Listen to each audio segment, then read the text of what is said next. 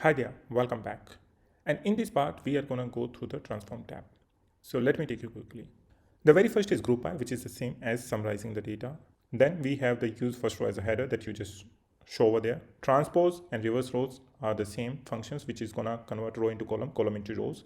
Then we have the count function, which is going to return the total number of rows in this table. So if you are just going to keep it, it's going to give you the total number of rows in this table, which I'm going to remove it for now. Now then you have the data type, which we already discussed. You can change data type to any column. For example, this one order key is currently as the whole number, but if you would like to make it as an integer or any other data type, then you can do it. But which data type is the right for you? You have to be very much clear about it.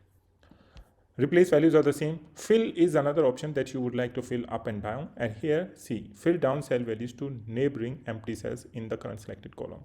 And same is for this one. One question people generally ask me that if you are getting the null values and you would like to fill those values, then what should you do?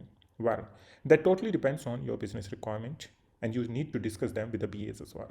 But in general, what we can do, we can either replace null values with 0, or we can fill with the average value of that column.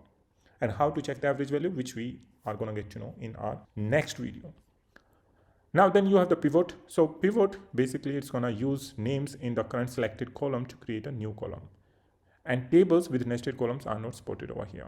So remember that. Then opposite to that, you have unpivots as well. If you would like to convert this table into a list, you can also do that. And what are the lists?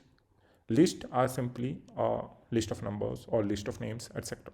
that you also get similarly in the SharePoint.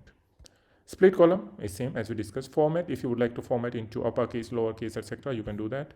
For example, if I'll just simply go, this is a fact table, let's go to dimension table, and here you can make it like for all names as the upper letter, you can do that. Capitalize each letter, you can do that. Trims, that means you're going to remove the space there. You can also clean them.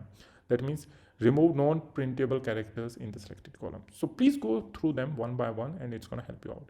If you want to perform statics operations, then you can come here. And then if you would like to run Python scripts or R scripts, that also you can run from here. And if you would like to apply some of the date transformation or time transformations, then you have to use this. So this is it for the transform one. Now we are going to move to the add column one, and we'll see that what other options are over there.